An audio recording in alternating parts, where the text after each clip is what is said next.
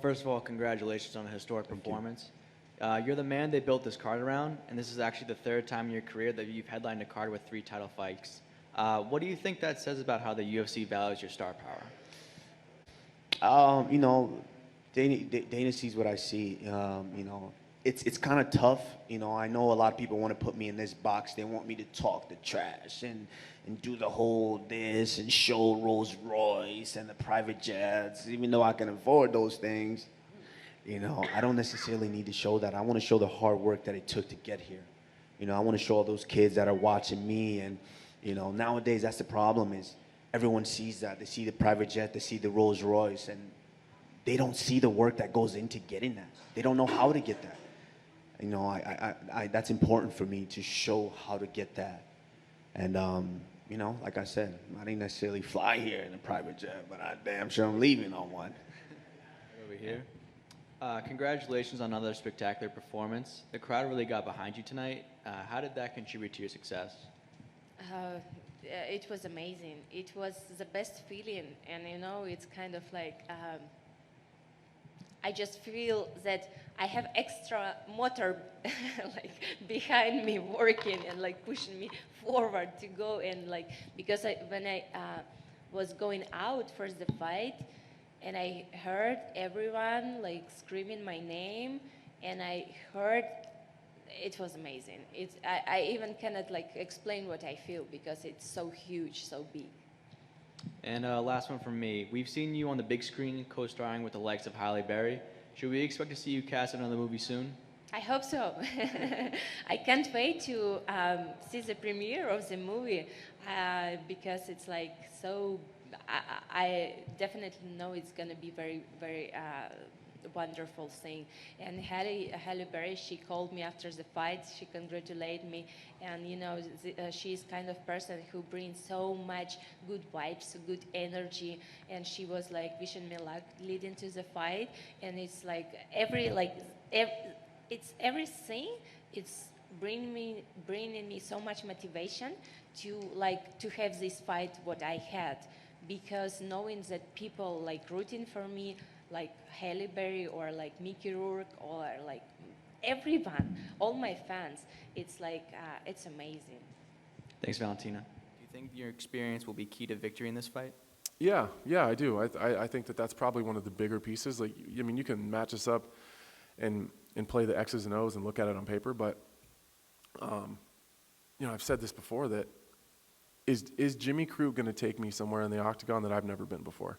Is he going to show me something that I've never seen? Is he going to hit me hard and he's going to rattle me? Is he going to hit me harder than Hector Lombard hit me?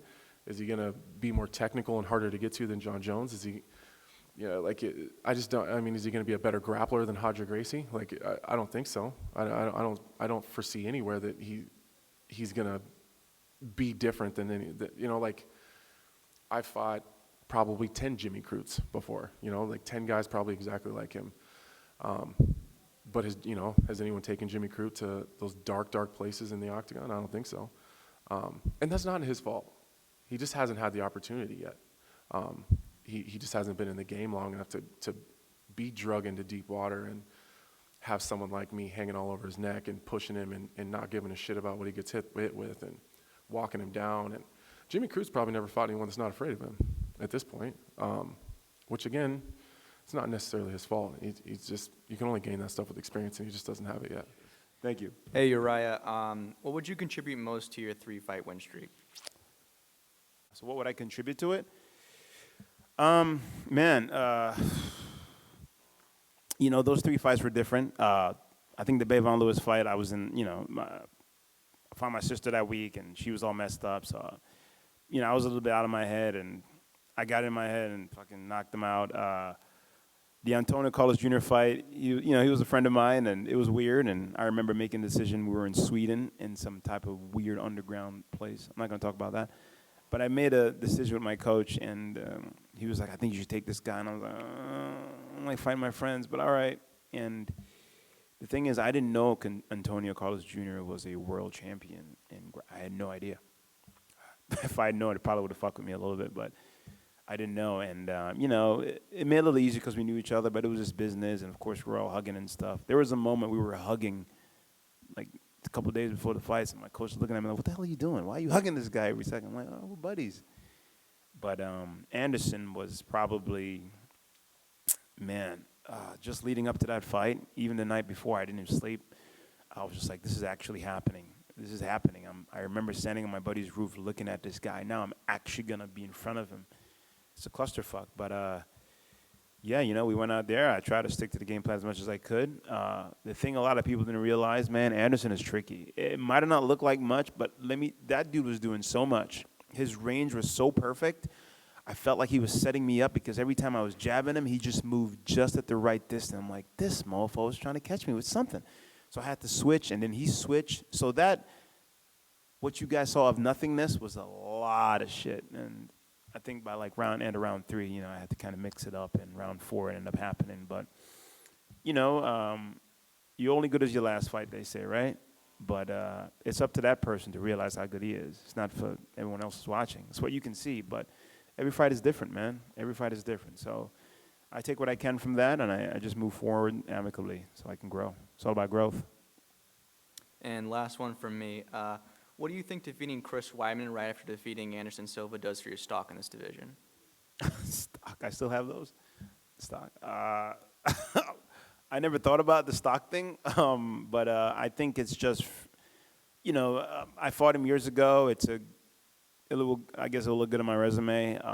I haven't thought that far ahead, to be honest. I just think that he's in my way to get to where I need to be.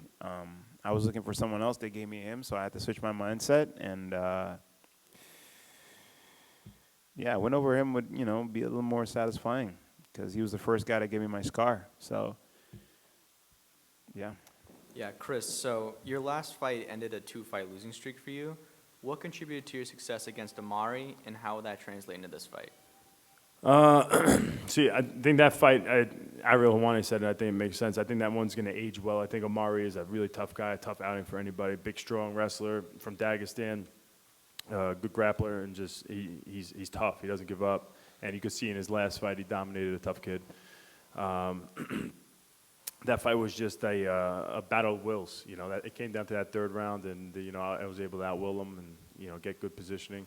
And that fight, really, the biggest takeaway for me was how exhausted I was for about 40 minutes after that fight. I was just just on a whole nother level of tired, and I don't ever want to be like that again. So I really, you know, going into that fight, like, that was really strong during the COVID times, and I was in New York and training, and my partners and everything, it was just really wasn't ideal. So I didn't get the best work in, and it hurt me in that fight. Like, I mean, thank God I got the win, but I wasn't where I wanted to be. Cardio-wise, so this camp, it wasn't even just during this camp. It's been literally since then. I've been focused on staying in shape and getting in better and better shape. And last one from me. Assuming you have a victory on Saturday night, what do you think is next for you? What do you want to get to that title shot against Adesanya? You know, I want to go out there and let the fans choose, you know, and decide when they want me to fight. And I got to do that by, you know, making some big statements. And I don't expect it to be right after this Uriah Hall fight. I expect to fight another big name after that. And if it takes another one after that, it takes another one. But I think probably 2 fights in spectacular fashion, I really get to show my potential. I think people are going to be wanting to see me fight for the title. Thanks, Chris. Thank you. Yeah, Jimmy, right here in the front. In recent years, we've seen a rise in talent from Australia and New Zealand. What would you contribute that most to? I feel like Australia and New Zealand have always had really, really high-level kickboxing, and Australia's always had really, really high-level jiu-jitsu, but we've never been able to blend it. And I feel like just the sport of evolving and growing, our mix of striking and grappling, and judo in Australia too. Judo is massive in Australia. So our mix of our different sort of styles coming together has sort of done things a little bit differently to the rest of the world, and it's hard to prepare for. You know, Australia has a very specific striking style, whether it be Muay Thai, karate, boxing. It's if you can normally tell when you see an Australian fight, they get in there and they go. You know, so yeah, I feel like we do things a little bit differently. And what would you say fans should expect for your upcoming bout against Anthony Smith? What fans should expect? definitely me getting my hand raised, and a good fight until it's not good for Anthony Smith. Thanks, Jim. Ever since 2016, you have not fought less than 3 times in a calendar year. What is your key to staying active, and do you plan to fight consistently in 2021? So for 2021, I was actually trying to fight back to like 4 or 5 times a year, maybe 6 even if I could, but now I'm fighting in April, so maybe won't be that much, hopefully 4. But just the reason I was always 3 was financially, and then I just wanted to be home with my family. But I'm ready to just go for it and just get back to where I need to be financially to get to where I can move to Florida and spend all the time with my family instead of being gone so much. But just staying consistent just revolves around health. And last thing from me, I just want to get your thoughts and prediction on the main event on Saturday. Ooh, that's a good one. Man, that's tough. I honestly, I really don't know who is going to win, but I feel like Usman's probably got the best cardio in the UFC. So I think through the duration, if it goes the distance, 100% Usman, but if it's a finish, I think it would be Masvidal on the feet. Yeah, your former opponent, Glover Teixeira, has been recently booked to challenge Jan Blachowicz for the light heavyweight title. How do you see that contest going? Glover been on a tear, man. Glover, he a monster. So he's a vet, and he's been there with the best. So Blachowicz gonna have to be on his A game if he's gonna have to win that fight, because Glover got some bricks on his wrist, boy. And what do you think your best path to victory is against Brendan Allen? Stay off the ground, truthfully, because he likes to stay in the bang, but his specialty is definitely the ground, and he likes to play down there. So stay off the ground and keep my distance and stay in my lane.